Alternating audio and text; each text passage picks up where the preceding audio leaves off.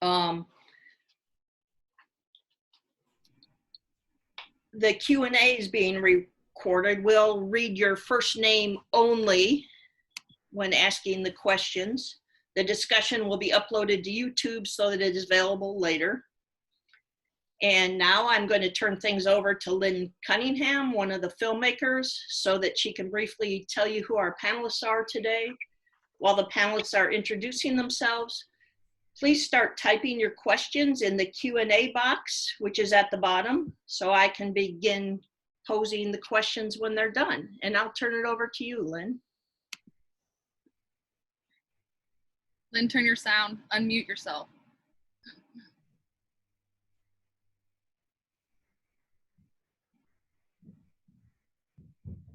Can you hear me? Yeah. Yeah. Thank you, Martha. Thank you for being our tech person. It's a really hard job that no one knows how to do, but thank you.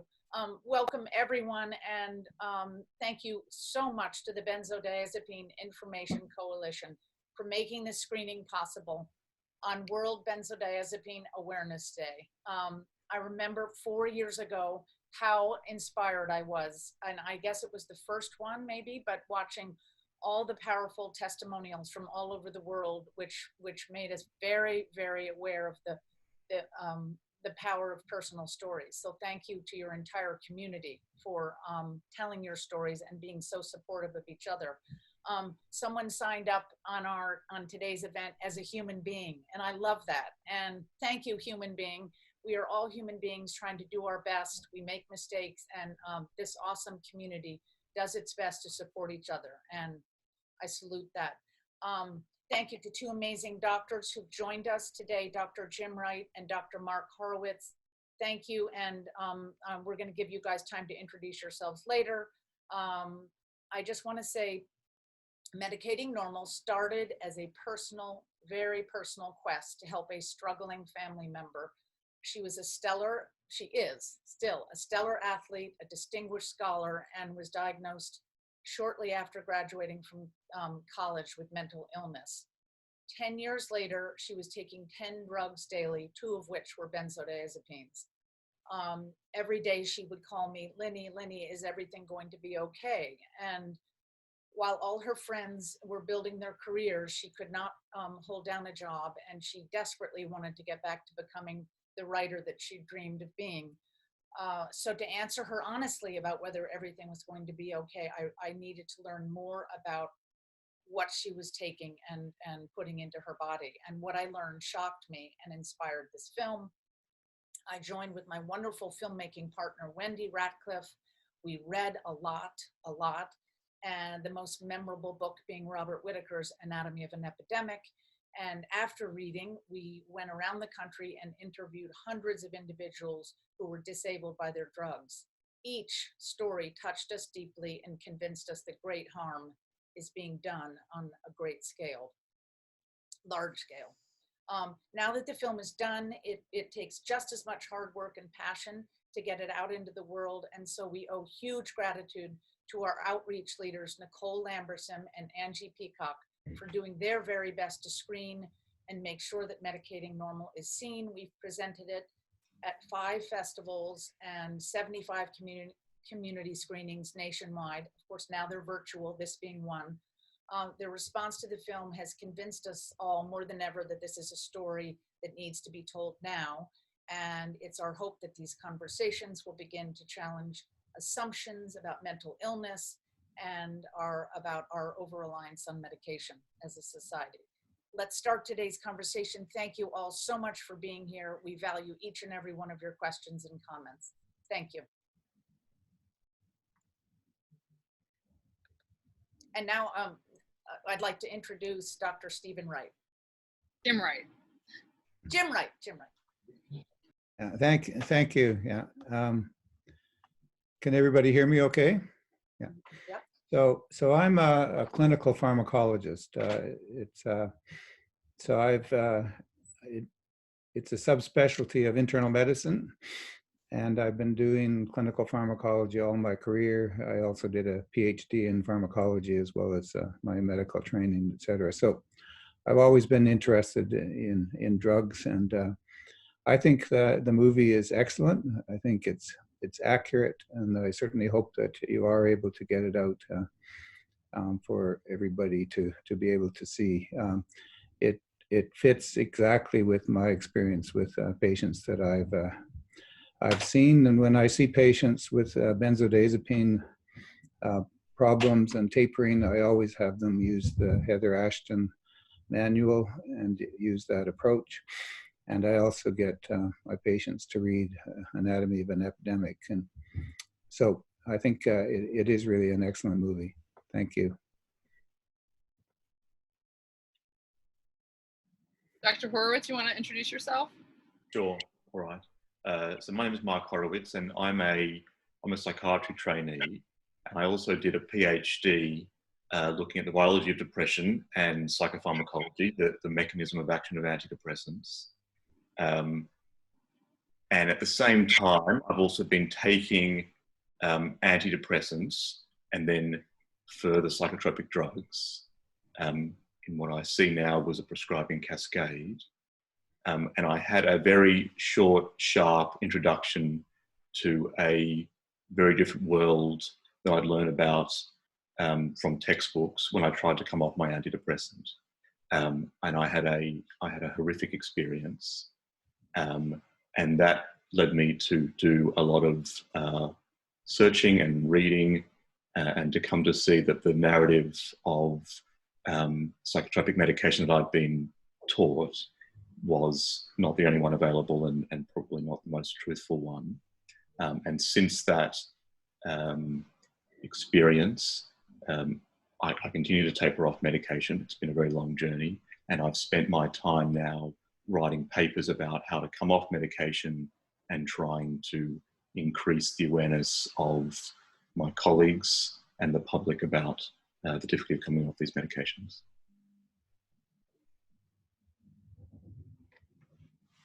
Nicole, you want to go? Yeah, sure. So my name is Nicole Lamberson. I am a physician assistant. I volunteer for World Benzodiazepine Awareness Day. I serve on the medical advisory board of Benzodiazepine Information Coalition.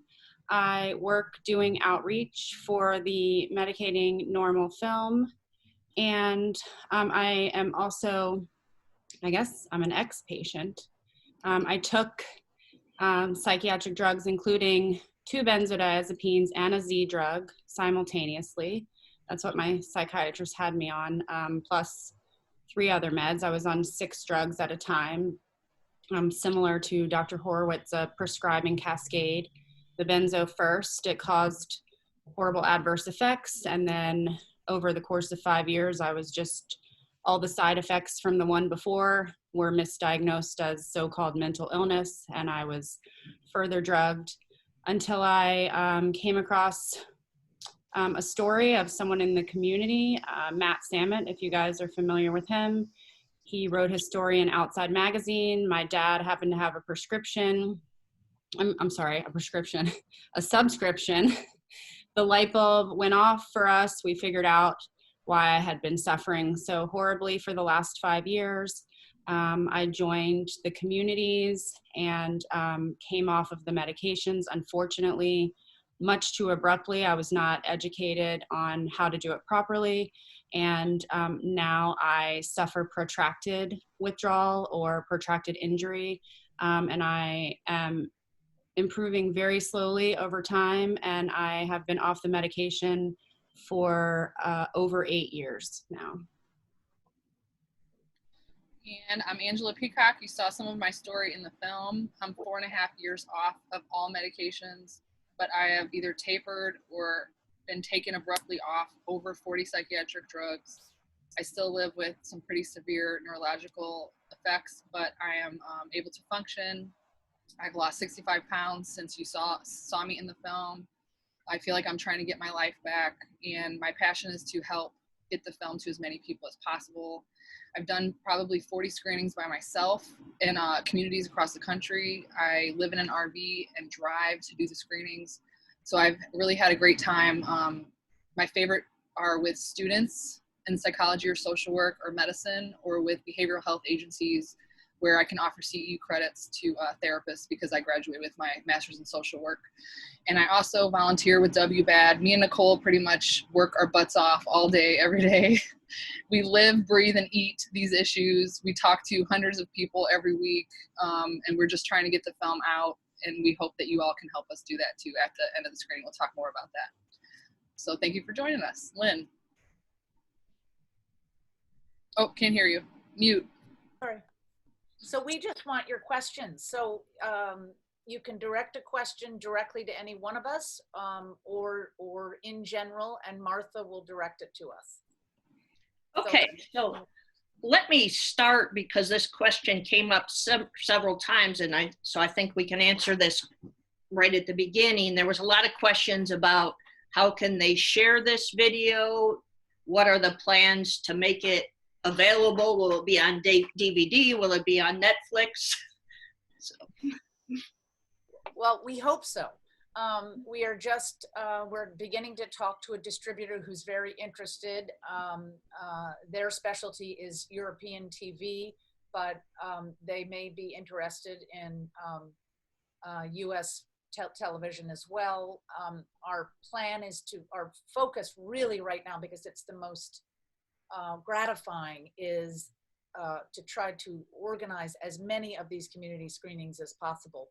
But this phase will gradually go into an educational phase. We want to get the film through educational distribution into the universities, medical schools, and I see that is happening. It's all strange because of COVID, but in the fall we'll begin to pick up steam there. And yes, eventually, and we'll have it available on our website when we are allowed to do so. So eventually there will be links available, there will be DVDs. We're just not quite there yet. But thank you for asking. Is there a way for, since there are still virtual screenings, are there ways for people to find out about those? Yes, on our website, Angie, correct me, on our website, we list when and where we will be screening. And we also are building a list of supporters. And anytime that we have a screening, we will let you know, especially if you, ask us to let you know. And you can organize a community screening. We're very, very open to that. And that is what we're trying to do with all sorts of different organizations. So please write us, email us. Our email is medicatingnormal@gmail.com. And yeah, so we have the Woods Hole Festival coming up next week, at the end of next week. We are very, very open to screening. So contact us, because that's the way it will be seen now, in community screenings. All right, thank you. And I would direct this to everyone who might be able to answer, but another question that has come up frequently is, are there court cases? Why not, if there aren't? And who's really responsible? Let the doctors take that. Yeah, there have been court cases against doctors for benzodiazepines, but they have been unsuccessful in my experience, and so it is extremely difficult. And the class action court case against benzodiazepine manufacturers in the UK went on for some years, but then they eventually ran out of money, and that didn't go any further. So it's so for the most part, I think they've been unsuccessful. I think there's been some class action suits about withdrawal from antidepressants that have been successful in America. I know of individual cases of people who have sued their physicians for taking off medication very abruptly and causing damage. But Jim is right. A lot of them are unsuccessful. So, for example, yesterday it was announced that a class action lawsuit against GSK for withdrawal effects from Seroxat, which is the British name for paroxetine, I think in the US, I'm not sure what that's sold as, but that was found for GSK, and the claimants, the people who were damaged, actually had to end up paying the legal fees for GSK. So it was sort of found for the company on a technicality, but pretty appalling. Okay, I'm going to switch a little, and there's several questions more specifically about dealing with the withdrawal and things a lot. How do you deal with the anger and rage, and how do you move on from that? And even when you watch this film, I know for myself, the anger and rage that comes up, that for so many years I was duped. I can answer just for myself. I want to say first that anger and rage is a withdrawal symptom, or it was for me anyways. The intensity for many years in the beginning after I was abruptly withdrawn was like, you know, the Hulk level rage, and I truly could not control that. It was truly physiological. As I began to heal more, the intensity of it definitely lessened, although I can still get triggered into that place again, but it's not constant like it was. But we also have real anger and rage over, you know, this feeling that you described of being duped, or the lost years, the suffering. All of that is something that we have every right to be angry over, I think. And for me, the way that I dealt with it was definitely talking about it to other people, your support system, but doing something, joining any type of activism or advocacy effort where you can be proactive and try to make change around this issue, I think is what really helped me kind of channel my anger into something positive and productive. Thank you, Nicole. And to sort of piggyback on that, has anyone had experience with trying something to assist in taper other than just the taper? And one thing that came up was taurine, also diet changes like a keto or intermittent fasting or other diet changes to assist with the taper. I also saw somebody asked about neurofeedback and QEEG. Dr. Wright, I think you have a really interesting opinion about this. Can you talk about it?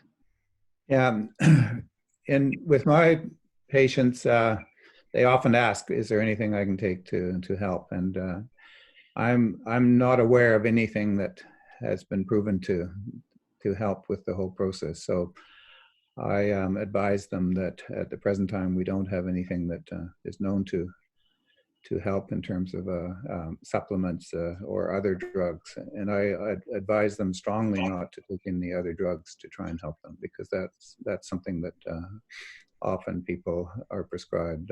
People have been prescribed gabapentin to try and help with this, but that just creates another problem. So it's yeah. So there isn't anything that I'm aware of.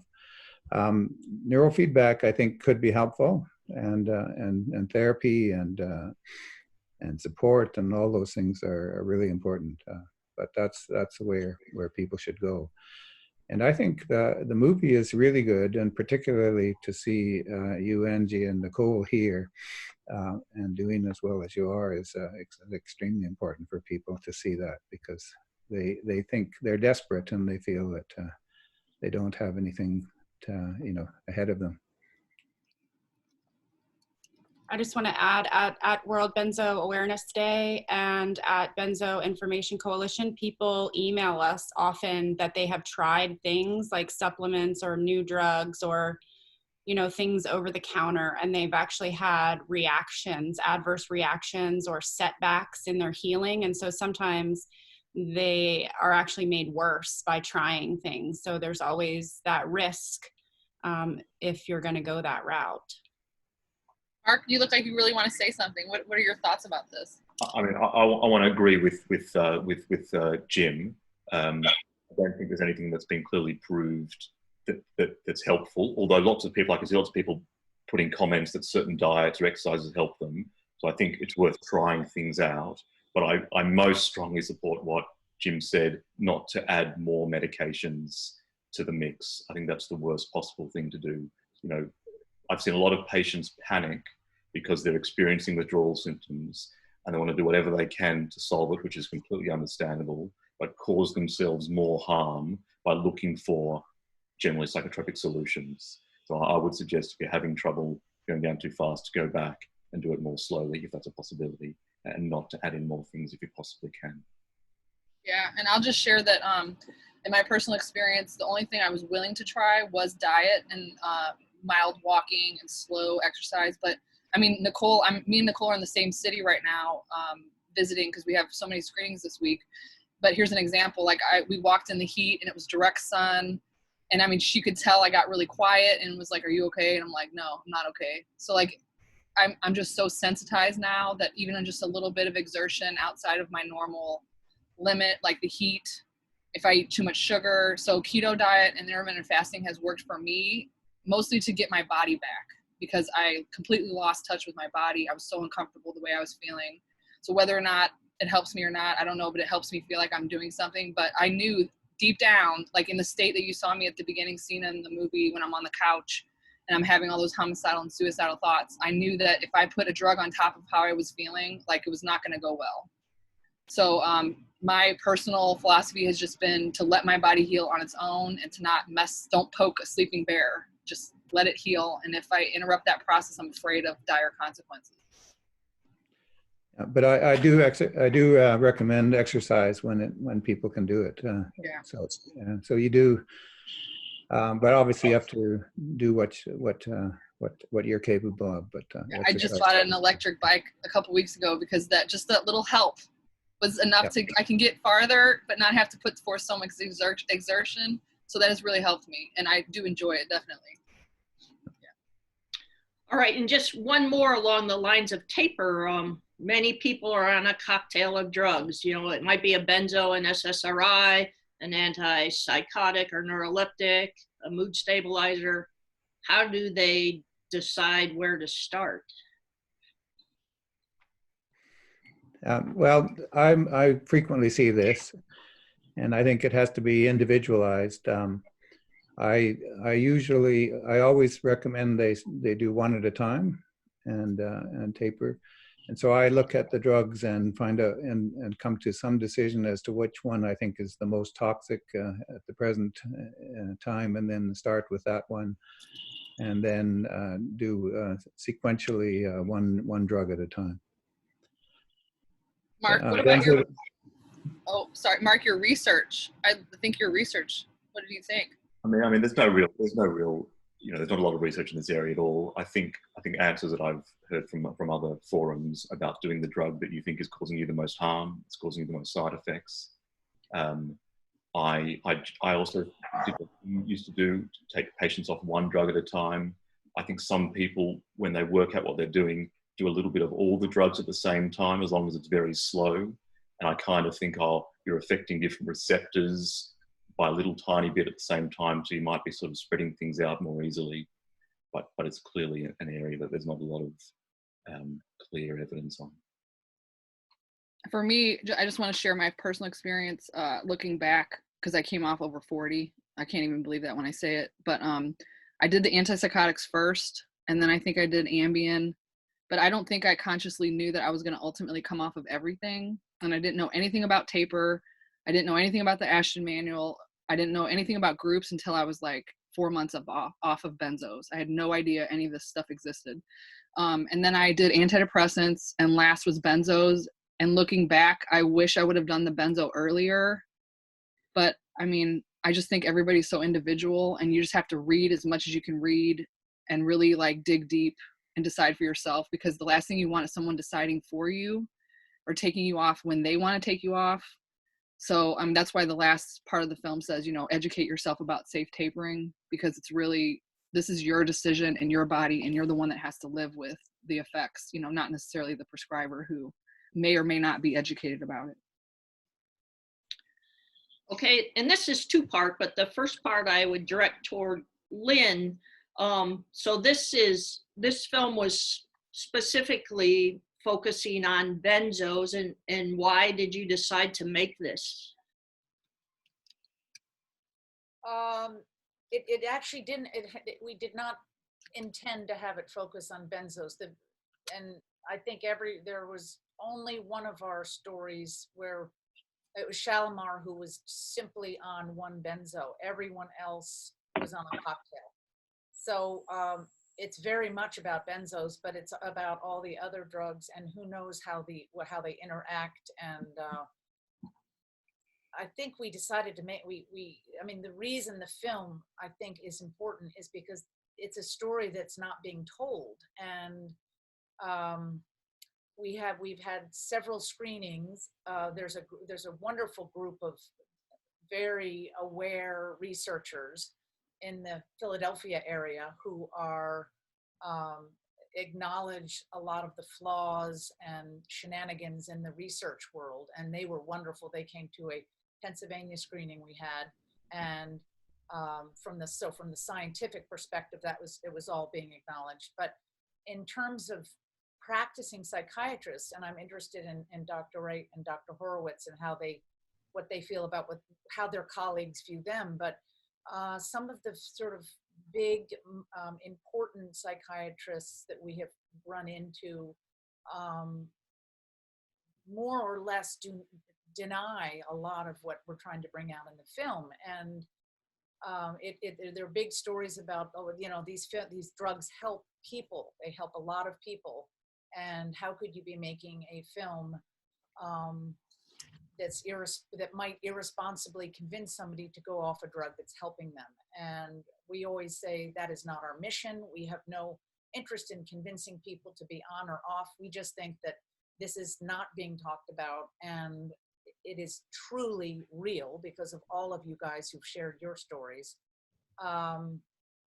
And it has to do with polypharmacy and all of everything that's in the film. And we just want people to start talking about it.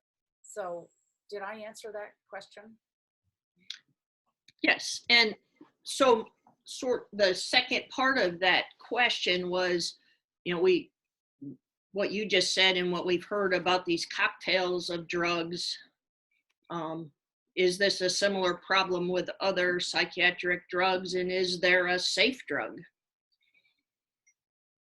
Well, I'll let the doctors answer that, but I think everyone has to be aware and do their homework no matter what, even beyond the psychiatric drugs. Everyone should be aware of what they're taking and do more research, but I think the doctors can speak to that. Yeah, I'll just start. The problem with any drug that works on the brain is that if you take it on a regular basis, your brain develops tolerance to it. And I think it happens with all drugs that act at the level of the brain. So, and once tolerance has occurred, then the drug isn't having the effect it had in the beginning. And so probably not really helping the person. So that's really the problem. I mean, if we use drugs only for acute problems, and if we took even sleeping pills, if we used them as rescue therapy, 2 or 3 times a month, they work and people do fine with it, right? They don't get into trouble. So it's really it's the situation where people are taking it chronically and they think that they need to continue taking it chronically, that where this happens. And we don't know why some people can get away with taking things on a chronic basis and not get into trouble, whereas others don't. But clearly, a lot of people get into a lot of trouble, and we can see that in the movie. So I think a lot of the trouble comes because of the way we categorize and think about drugs. So actually, people are very sensible about illicit drugs. People talk about the benefits of using ecstasy or alcohol, lots of pleasurable effects, and lots of the long-term side effects of those drugs. But when it comes to discussing psychiatric drugs, there's a different narrative that these are treatments, and so their image is kind of cleaned up, and their positive effects are exaggerated, and their negative effects are minimized. And I think benzodiazepines are a very good example of that. Benzodiazepines, in terms of their effect on the brain, are GABA agonists, as is alcohol. So the similarities between alcohol and benzodiazepines is very great. Probably alcohol has worse effects on the liver than benzodiazepines do. But it wouldn't be surprising to learn that benzodiazepines would make you feel better in the short term, reduce anxiety and help sleep. But in the long term, might impair sleep, increase anxiety, and cause a whole lot of cognitive and physical side effects. So if we were thinking about them in the same way we thought about alcohol, in terms of appraising when are they useful, and they may be useful in the short term, which is what guidelines in the UK say, but it would be very understandable why they would be harmful in the long term. And so the reason that sort of narrative comes about is, of course, it's being pushed commercially by companies that were making money from it, and then it becomes ingrained in medical practice, and it becomes very hard for people to change tack. And there was a sort of a reference to what do our colleagues make of our work. In general, and I use my own experience because I spent 15 years thinking very conventionally about psychiatry. If I had been told that people coming off benzodiazepines can go through months or years of agony, I would have thought that was ludicrous. I wouldn't have believed it. In my experience as a prescriber, I saw patients generally improve when they took medications.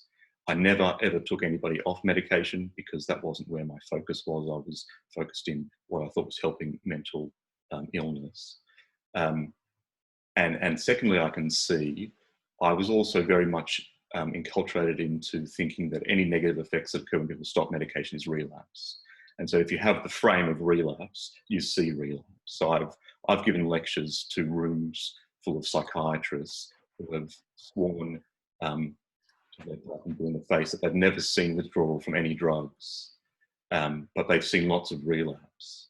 And it's very hard to convince somebody who's seen 20 years of relapse that actually they've probably seen a lot of withdrawal, because they've never asked the questions that you would need to ask about withdrawal. They've never asked about dizziness or electric shocks, or are these symptoms different to what you had when you first went on the medication? And so they're not asking questions that would provoke the knowledge that it's withdrawal, so they don't see it. And so when people talk about withdrawal like me, they think that I'm exaggerating and generally trying to cause trouble. And they're very defensive because, of course, these people, most of them, most psychiatrists are not being paid by drug companies. Most psychiatrists are just middle-class professionals trying to help people. So to tell them that what they've been doing is causing more harm than benefit is I would be pretty taken aback if someone said that to me about my practice. I'd be pretty defensive. And so they're very defensive. So I think it is difficult for them. And then I think, as you've said, there's a group of opinion leaders who do know, I think, that they're much more savvy about the data. And I think they, in order to protect their integrity and to keep themselves consistent, they basically have committed themselves to a certain paradigm, and anything that challenges that, they aggressively put down. And I've certainly experienced that personally. Thank you, Mark. And I'll go from that a little. There was a few questions that talked about publication of drug trials and how are they able to hide data or hide adverse effects when studies are published? And is there a place to find that information? I think number one, they set up studies to find positive effects and to minimize negative effects. And the number one way to do that is to do studies that are short term. So they do 6-week studies. It's not long enough to develop significant side effects. They aggressively look for positive effects. They will put in 6 to 10 different questionnaires looking for any positive effects, and they will, ask about side effects in a way that's designed to minimize it. And then they'll code side effects in a way that also minimizes it. So there's a fantastic book out by David Healy called Children of the Cure, where he talks about a famous study 329, where the studies on paroxetine, so Paxil in the US, in children, included a lot of suicidal attempts in the group on paroxetine.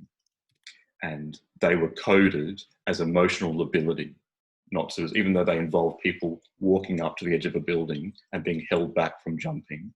It was coded as emotional lability, which didn't count as a suicide attempt.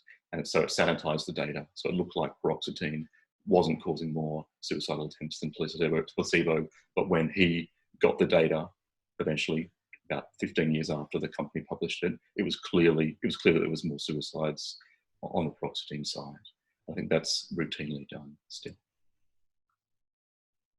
Thank you. And moving like along that line, are there efforts to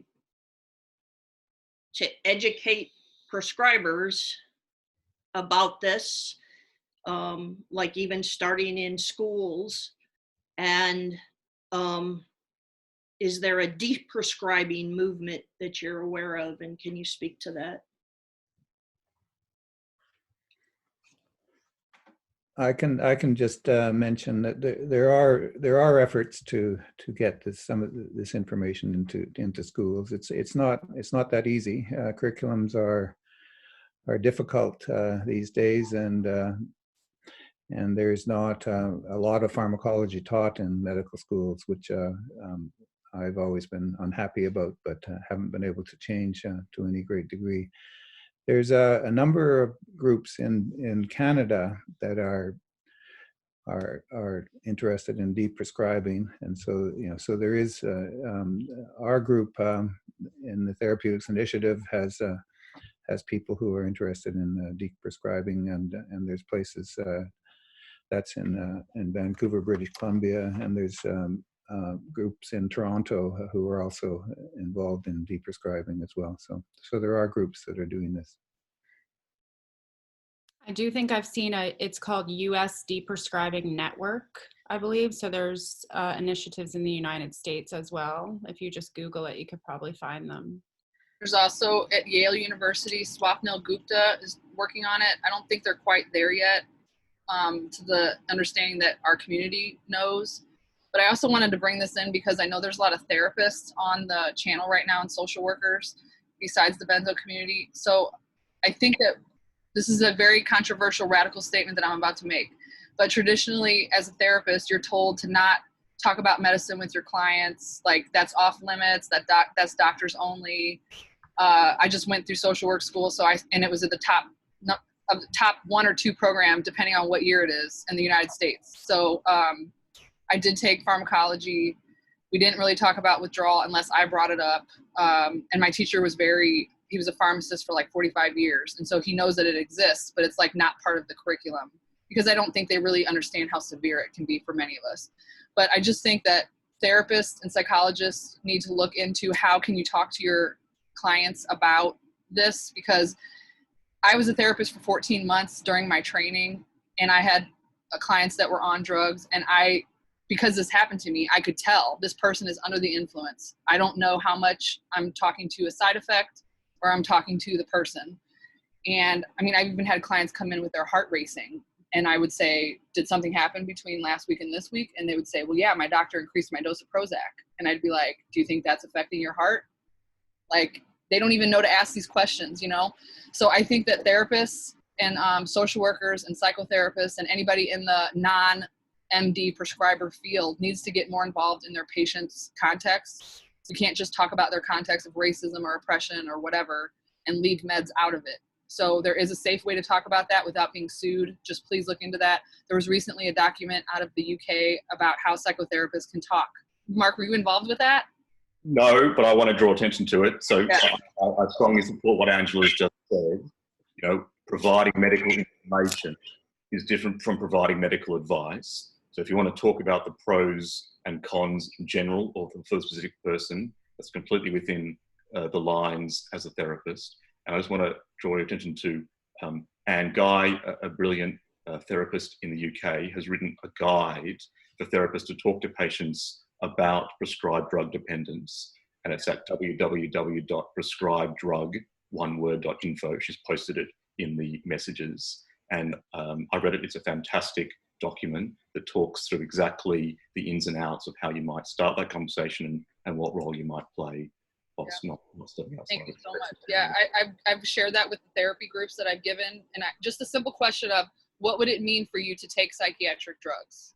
Or those questions aren't even talked about in therapy, and they should be part of the process. So yes, please see that. And I'll go post it on our Facebook page when this is over. So if you just want to see it there. Thank you. I'm going to shift back to some questions about the withdrawal process and the symptoms. And there's a few that are kind of along the lines of, is there a average or a normal time for withdrawal, or, you know, is it different, or like specific symptoms? Is there a normal time, like to experience grief and sadness?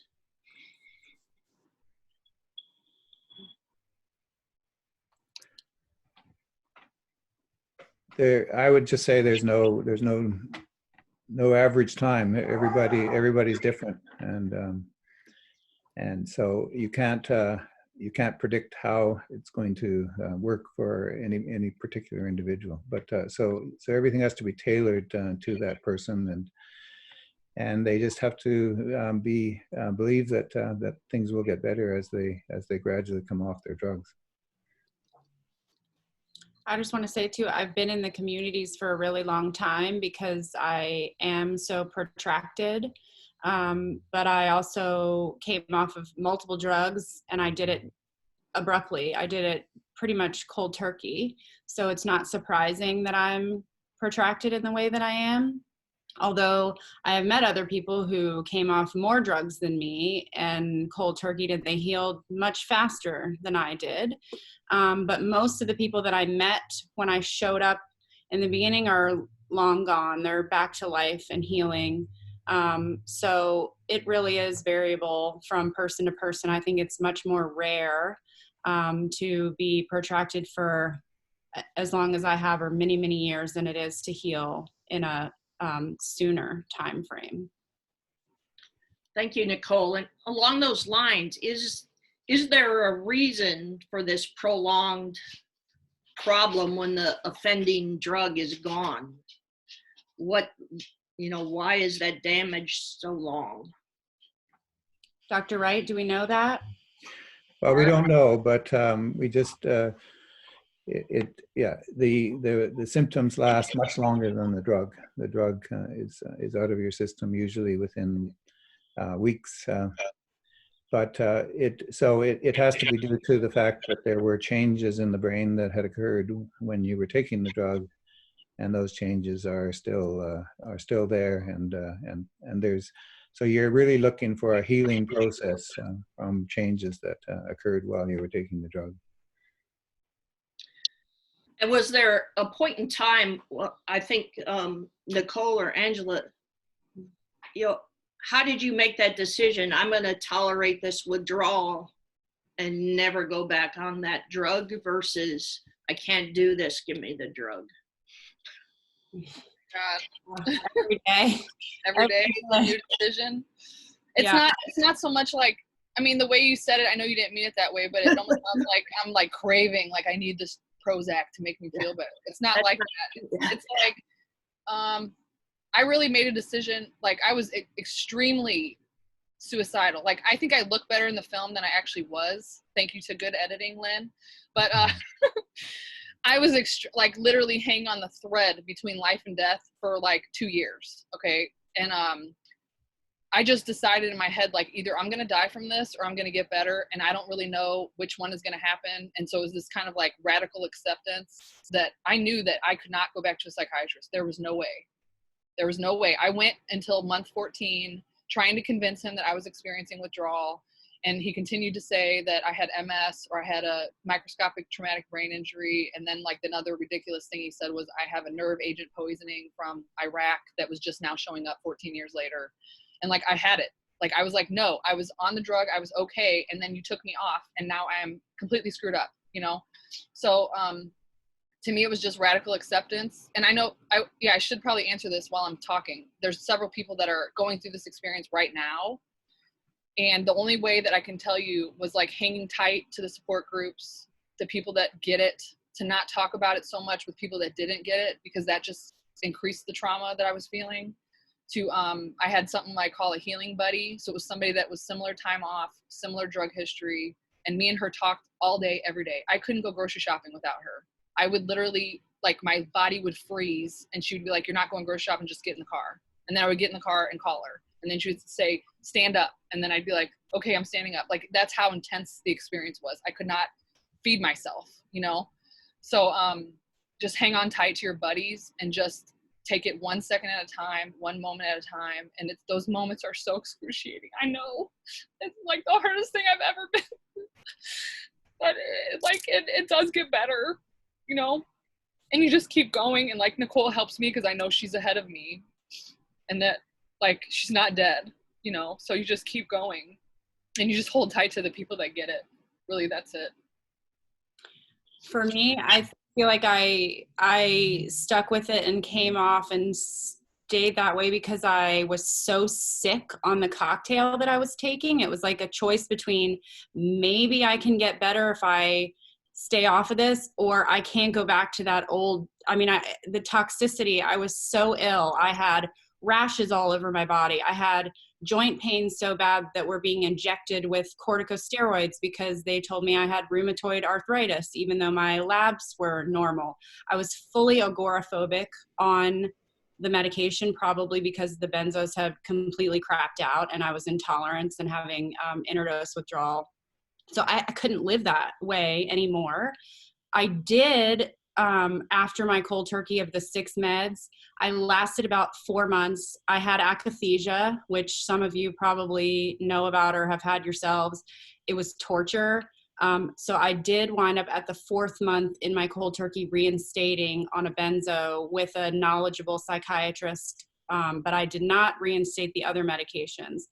The benzo did not bring me back to, normalcy, but it stopped the akathisia enough where I did not have to suicide because I was this close. I actually had a very severe suicide attempt that I survived. And then I tapered the benzo off. But I think the damage for the 4 months of existing in that extreme state of cold turkey had been done already to my nervous system. So. Thank you both for sharing that. Just why I came off and why I continued to do it. I'm reasonably similar, actually. About 2.5 years ago, I was on 4 medications. Actually, I'm still on 4 medications. And I was doing so badly. My memory was so impaired that I essentially couldn't, I was working part-time at that point, and I couldn't remember what patients were saying to me. And I had to write everything down. And if I lost my piece of paper, I didn't know what I'd done. And if people at work asked me what happened to the patient last week, I'd have no idea who they were talking about. My concentration was so poor. I could barely, I had real trouble staying awake. I'd been diagnosed with narcolepsy. I used to take a nap every day at work. I'd arranged for a room to be put aside for it. And I was under the impression that I had narcolepsy, and I was told I had treatment-resistant depression. And I certainly was very depressed. I had lost my ability. I had been, good academically and good at work, but I had lost my ability to keep up with other people and to work. And I basically sort of ran out of options. I thought maybe I'll try coming off medication. Maybe it's not helping me, although I wasn't sure. And a few months into reducing my dose, I realized quite quickly, I noticed that for the first time in years that I could concentrate and remember things, and that I was less tired. And just having that was such an incredible boon. I felt like I'd been given a chance at life again. So even though the withdrawal symptoms have been horrible, and it's made it incredibly hard to keep working through them, I've had such a, so I'm probably quite flatty, but I actually have such an underlying sense of joy that I can think clearly again, and I can concentrate and do work, that I'll whatever sort of unpleasant withdrawal symptoms I experience, I'm single-mindedly focused on getting off the medication. Thank you. Could you speak to any legislative or efforts at policy, addressing this with policymakers? Angela, are you familiar with? Yeah, last year I did a legislative fellowship with the VFW, Veterans of Foreign Wars, trying to bring attention to this issue at the level of the Veterans Affairs. I don't know if y'all know, but the every day in this country, I think it's 111 people die by suicide, and of those, 22 of them are veterans. So and we're like less than 1% of the population. So it's not, the disparity is huge. So I went to talk to them, and I learned so much during that experience because, first of all, the current narrative is if you need help, you need to go get it from a professional, or here's a 1-800 number to call when you're in suicide, when you're feeling suicidal.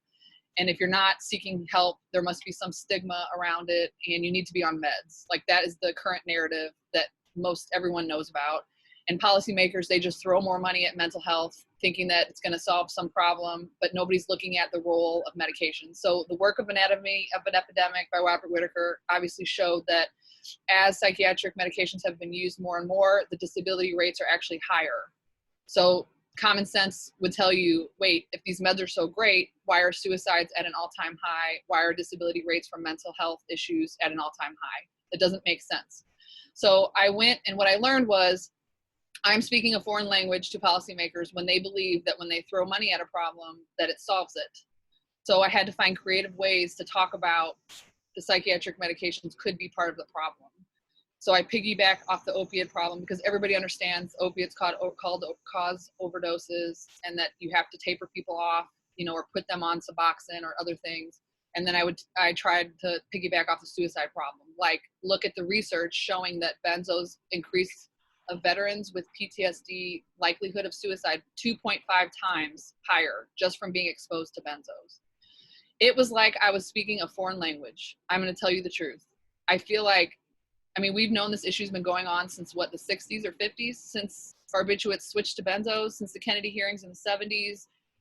There's a documentary on YouTube called Ada versus Ativan from 1981. Like, this issue has been going on, and just nobody really gets it. I don't really understand. So I haven't cracked the nut on that, and obviously I'm not going to change policy overnight. But places like BIC, Benzo Info Coalition, they are helping many states do informed consent laws. So that's one form of policy. So Sonia in Massachusetts has gotten the farthest. She's been doing this for 3 years. You saw that in the opening scene of the film. New Jersey and Colorado, I know Jill and John are both in the chat right now from Colorado. They've done excellent work working on the benzo issue. So I think it's going to take a lot of hands. I don't have hope, just what I've seen traveling the country doing these screenings.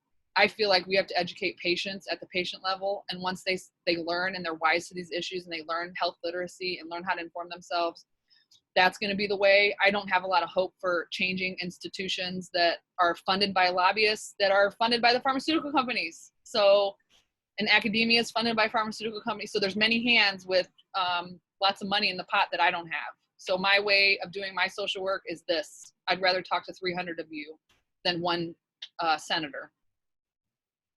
I think the problems with the bills too that have been reported back to us is, well, they take years, first of all, from start to finish. They, a lot of psychiatrists actually showed up, I know, in Massachusetts to testify against the informed consent bill. And then the other thing is, a lot of times when you write a bill, it could be perfect. All of the language could be exactly how you want it to be, and you protect the patients and don't rip people off cold turkey. But then by the time the legislators and everything have gotten their hands on it and reworded it and changed it, it could actually be harmful and dangerous because they've made it into something completely different that you didn't intend for it to be in the beginning. So I think the verdict is kind of out over if legislation is even the way to go. And I'd like to add one thing about the young people in our country.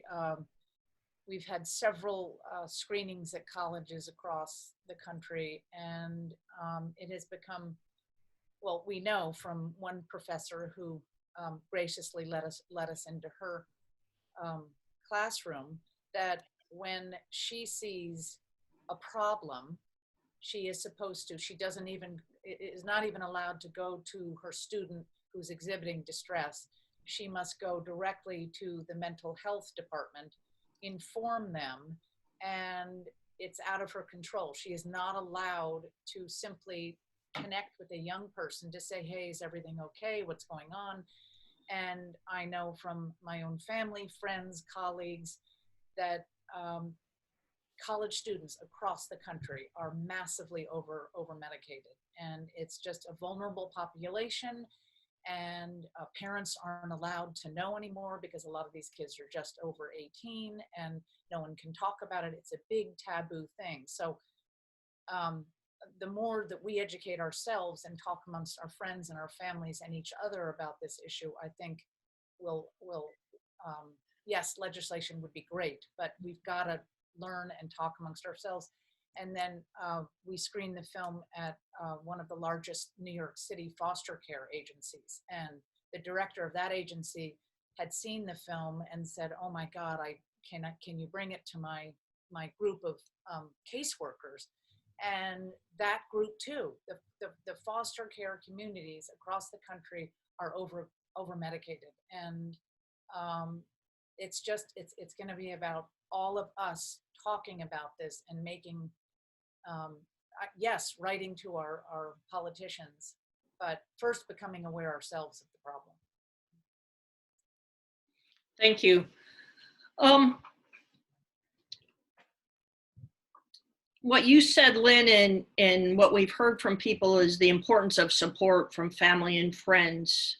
Do you have suggestions on how to talk to the people that are close to you to, so that it's supportive? So many people have family that says you need to take these drugs or really don't understand. For me, it's heart-wrenching, and I think Angie said it. Listen, if you're a family member and someone you love is going through something, believe them, listen to them. Do not try to deny their experience. And I think that's the most important thing. And that's why this group is so powerful, because you guys talk to each other and you listen to each other and you learn from each other. And I just think one of the themes that we couldn't include into the film was this notion, the old world, not our two great doctors who are here, but the old world and the old way of psychiatry was that a patient would come into an office and be completely under the authority of the doctor, and very little, no voice or very little voice. And I think that is what people need to learn questions. They need to learn how to challenge their doctors in a good way, give their doctors something to read. Angie did it many times and it didn't work out that well, but I just think listening and believing someone's experience is I think you guys weigh in, but that is the most important way to support for the first step. Dr. Wright, do you have patients who convince their family members that they need support, or does that work out usually? Well, some of the patients have supportive family, and they're much more likely to be successful. I find that somebody who's completely on their own, or who has a family who is not supportive, they're going to have a really difficult time. And so I always try and have a situation where they can find somebody who can help them, because it's not something that people can do completely on their own. I think it's something that requires support for sure. Thank you all. And I'm looking at the time, and there were so many great comments and questions, and I hope you all got some of this, and we'll talk about also how you can get more information. And I'm going to pass this back to Lynn. I think before we all sign off that everyone should give a little summation of what they think. But as I said before, we are asked a lot, by very concerned doctors who are good doctors. I think Jim brought that up.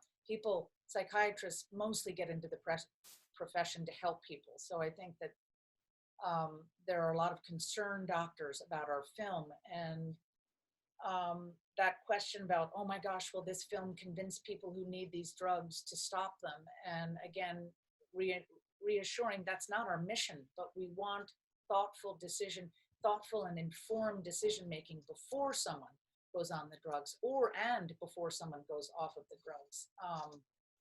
So that's the most important thing to us. It's called informed consent, and we all need to be doing it for ourselves and for the people we love and for our communities.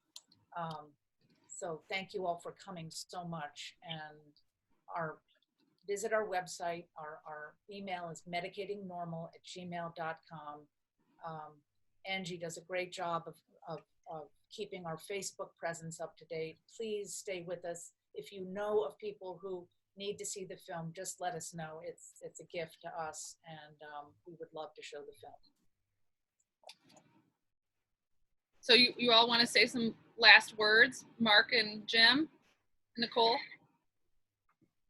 I'll just start. I agree with the informed consent approach. That could help a lot. I think a lot of people would not end up on drugs if they were actually completely informed at the beginning. There is a solution long term, and that would be to require independent drug trials before drugs can get on the market, run by independent researchers. If that changed, and if drug trials were required to be independent, I think we would have a lot. We'd be much more likely to have effective and safe drugs on the market. Mark? All right. So I just want to express my gratitude to the filmmakers and the people who are in the film. I think it's such an important film to make and such an important message to get out. From people in the withdrawal community, I've gained so much in my life, so I'm very grateful to everyone's work. I agree with what everyone else has said. I think informed consent is kind of the key in the lock. That if people understood the pros and the cons, there'd be a lot less medication being used. And it's a lack of that causes a lot of trouble at the moment.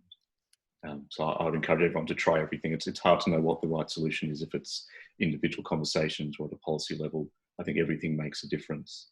I have one little message of hope that I always think of, which is in the 1950s, a small group of geographers started to say that the CO2 produced by fossil fuel companies would make the globe uninhabitable. And everyone said, that's crazy. These are the drivers of our economy. But 70 years later, in every country except your own, unfortunately, I'm sorry, it's recognised that they were right. So it took a lot of different campaigns to get there. So I'm not hopeless, but so I encourage people to keep on fighting. Nicole? So just kind of piggyback off of what Mark just said, to keep on fighting. That's what World Benzodiazepine Awareness Day is all about. It's about raising awareness. It's about telling your stories. It's about, showing up and supporting one another like you all do so wonderfully. So I just want to say thank you to everyone who came today and who showed interest in the film. And who comes out for World Benzodiazepine Awareness Day. And a lot of you guys wear your t-shirts and you tell your stories publicly, which is not easy to do. You have to really put yourself out there and be incredibly vulnerable. So we are so thankful for all of you for doing that. Thank you to Mark and Dr. Wright for coming today. I just want to draw attention. Dr. Wright just did a brilliant podcast interview with James Wright. It's on Mad in America. James Moore. What's that? James Moore. Oh, sorry. Who did I say? James Wright. It's okay. Benzo brain. Don't take psych meds, guys. It messes with your cognition. But yes, with James Moore at Mad in America. So go listen to that. We were talking about getting your family and friends on board. Let them listen to Dr. Wright talk about it, And thank you to Lynn and Angie. I love working with you guys. And thanks so much. And then I'll just share a quick, I wrote a little list so I don't forget anything. But there's a couple people that were asking, how can you help? We are in desperate need of donations. We have a lot of fees that go with running the community screenings and the virtual screenings and to pay the people that help us. So please, if you can donate, go to our website. There's a little donate button. On YouTube, we have more than 100 clips. So you can binge watch the stuff that didn't make it into the film. You can share those clips with your family members. We need you to share them to get more attention. Distributors like Netflix really like it when they see that there's a community behind the film. So please help us with that. Our website is medicatingnormal.com. We have alternatives, we have resources about tapering, and we have a book reading list. If you are a therapist or a doctor or anybody with a nonprofit and you're interested in partnering, please email us. We can do a community screening with your organization. And lastly, right after this, if you go on YouTube and you search for Benzo Brains, Jocelyn Henderson Peterson, who is in another film called As Prescribed about the same issue, it's just not out yet. She's doing a live Q&A on YouTube. So please join her right after this if you feel up to it. And back to you, Lynn, if you take your mute off, though. One more question. Mark, are we going to be seeing any more papers or research or anything from you anytime? Yes, there'll be a paper out next month on how to taper off antipsychotics in JAMA Psychiatry. Nice. I've submitted a couple of other papers on how to taper off benzodiazepines. So hopefully that'll come out this year. Okay. Keep up the good work. Thank you. I find myself following doctors like you and Dr. Wright and a whole list of people who are, you know, aware and awake about this. Like, you guys are my celebrities that I like. I don't like the Kardashians. I like the Mark Horowitzes of the world too. We nerd out and follow really smart doctors on Twitter, and we get really excited when you guys tweet. You know? So thank you for all of your work, both of you. Yes, thank you. I add on, thank you, Dr. Wright, thank you, Dr. Horowitz. You guys are leading the way, and we are behind you. And whatever we can do to help convince your colleagues, you can let us know too. And everyone in this audience, just keep being curious and keep asking questions, and tell your friends about the film, because we'll continue to show it. Thank you. And thank you, Martha, for hosting. You did an excellent job, Martha. Thank you so much. All right. Everybody have a wonderful World Benzo Day. Take care.